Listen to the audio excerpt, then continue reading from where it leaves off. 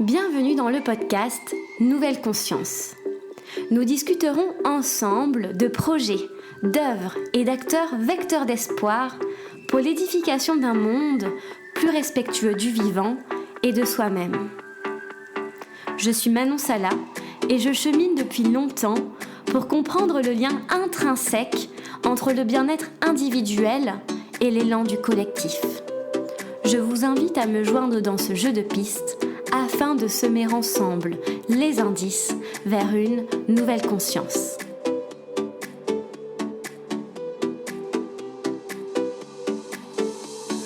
Aujourd'hui, je reçois Esther Tibi et Camille Simon au micro de Nouvelle Conscience.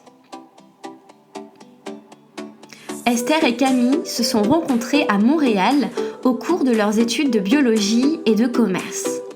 À la fin de leur bachelor, elles décident de prendre quelques mois de césure et de partir à la rencontre d'une trentaine d'entrepreneurs et d'entrepreneuses qui sont à l'origine de solutions innovantes dans le tourisme durable. Ce projet se concrétise par la création de l'Europe Eco-Circular Tour en mars 2021 dans le cadre de leur association Eco-Circular qui vise à accélérer la transition de notre économie vers un modèle plus circulaire. Leur but, démontrer la viabilité économique, sociale et environnementale d'un tourisme plus circulaire en allant à la rencontre d'une trentaine d'acteurs dans 10 villes européennes différentes. Riches de leurs rencontres et de leur prise de conscience, Camille et Esther ont publié en septembre dernier leur rapport final dans lequel sont présentées toutes ces initiatives innovantes. Elles y relatent également les tendances du secteur et des pistes de réflexion et d'action pour s'inspirer de celles et ceux qui ont décidé de rompre avec le modèle dominant. Je vous souhaite une très bonne écoute.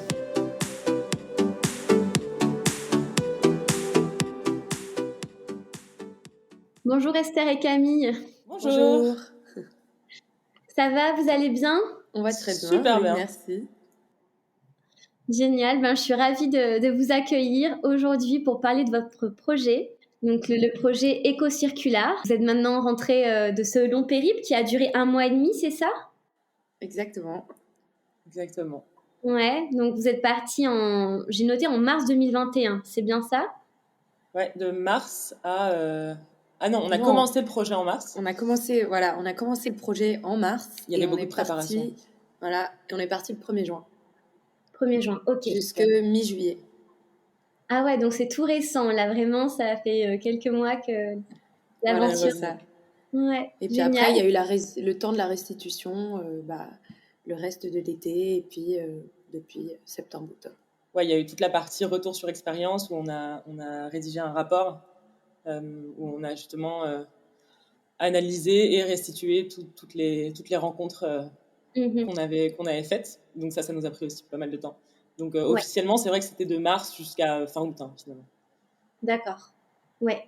Bon, là, on continue du coup sur la lancée, puisqu'on en parlait hors antenne, mais c'est justement la période où vous souhaitez un peu le diffuser, en parler autour de vous et restituer toutes ces connaissances, ces expériences que vous avez vécues pendant plus d'1 mois, si on prend le projet dans sa totalité.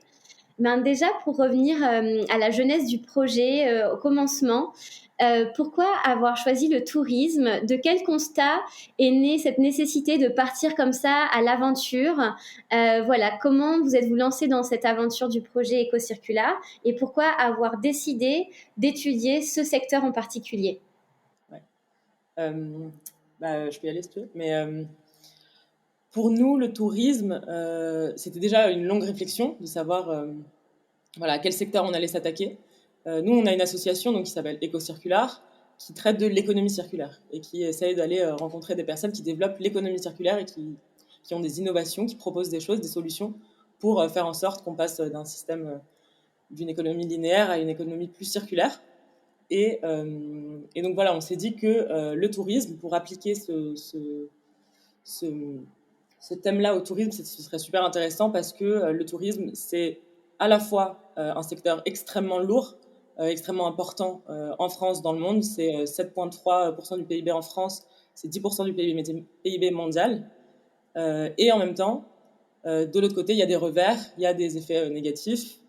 C'est aussi 8%. Il y a une nouvelle étude qui a été publiée dans Nature, le journal scientifique, qui montrait que c'était 8%, enfin le tourisme représente 8% des émissions de CO2 au niveau mondial, plus aussi un effet sur la biodiversité, etc.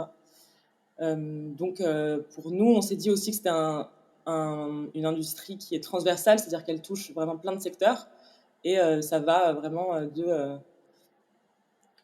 la gestion d'un hôtel jusqu'à ça peut être dans la restauration, l'hôtellerie. Il y a énormément de choses à faire. C'est vraiment on s'est dit que vraiment ça pouvait toucher à plein d'aspects en fait de la vie d'un voyageur. Et si tu veux répondre. Et donc aussi avec le Covid, c'est une industrie qui a été complètement détruite. Et donc on s'est dit, il est temps justement qu'avant le début de la relance, on puisse proposer des solutions pour qu'elle prenne justement un tournant. Aussi, c'est parti donc pour revenir en fait à la genèse. On s'est rencontrés donc au Canada et toutes les deux, on a fait des études donc en partie en biologie, pour ma part, et on voulait justement rendre en fait nos études plus concrètes et voir ce qui se faisait vraiment réellement en termes environnemental sur le terrain. Donc c'est pour ça qu'on a décidé de monter ce projet. Et aussi en fait c'est en fait à travers des stages ou différents moments dans la vie, on a réalisé que en fait les entreprises, pourquoi est-ce qu'elles changent pas? Et il y a une raison, c'est parce qu'elles ne savent pas comment, tout simplement. Elles savent pas par où commencer, comment, quel type d'innovation. Puis aussi, elles ne savent pas en fait quels sont les potentiels gains justement à développer une solution plus circulaire, donc ce qui a un impact plutôt environnemental, positif ou social. Et donc on a voulu en fait par ce projet montrer qu'il y a des success stories, qu'en fait des projets justement d'économie circulaire sont viables économiquement et qu'elles peuvent avoir des retombées sociales aussi donc voilà hyper positives pour les entreprises.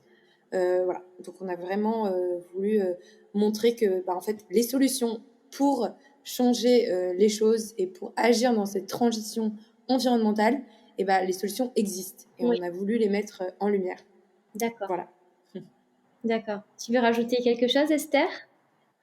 Ouais, je pense qu'on on a fait le tour, et c'est vrai que non, le tourisme, je pense que c'est aussi quelque chose qui touche un peu à tout le monde, c'est-à-dire qu'il y a plein d'autres secteurs où en soi on aurait pu appliquer aussi ce thème d'économie circulaire, mais le tourisme, ça nous parle tous, aussi en période Covid, encore une fois, où on s'est tous sentis d'un coup un peu frustrés de plus savoir où voyager, comment voyager, et en fait chacun a pris un recul, chacun s'est reposé la question de savoir comment est-ce qu'ils allaient reprendre leur vie, et on trouvait que c'était un moment super propice pour parler à tout le monde, et en même temps toucher de plein de sujets différents, parce que comme je l'ai dit tout à l'heure, voilà, ça passe par la construction, l'approvisionnement, etc. Enfin, il y a plein de thèmes abordés grâce au tourisme qu'on peut aborder avec ça. Et donc, on s'est dit que ce serait pertinent. Ouais. Okay. Et juste une autre chose, ce qu'on aime bien dire, on a voulu montrer que le tourisme durable est désirable. Ouais, c'est votre slogan, le slogan du projet. Voilà, exact.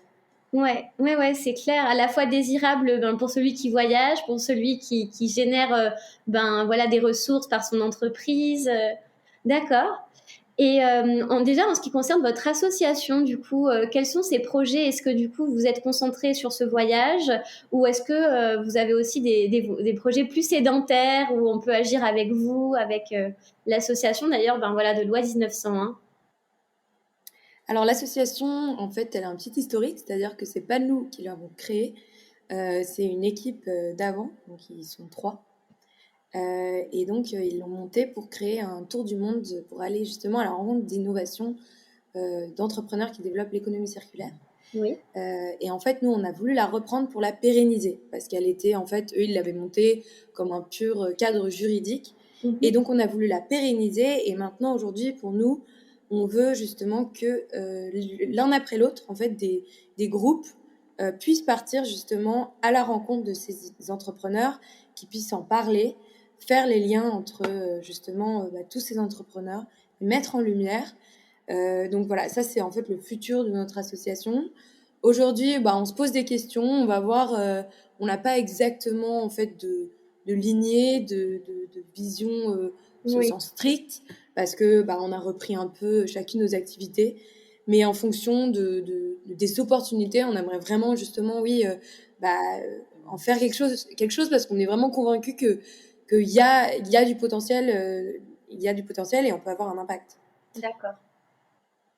Ouais, si je peux rajouter quelque chose, c'est que nous, notre but, c'est vraiment. Enfin, j'ai l'impression que vraiment le cœur de cette association, c'est d'aller découvrir des choses qui existent et mettre en lumière des innovations et voilà, comme on disait tout à l'heure, des personnes qui s'engagent et qui décident de prendre part activement à la transition et montrer que c'est viable, possible, avantageux parfois, souvent.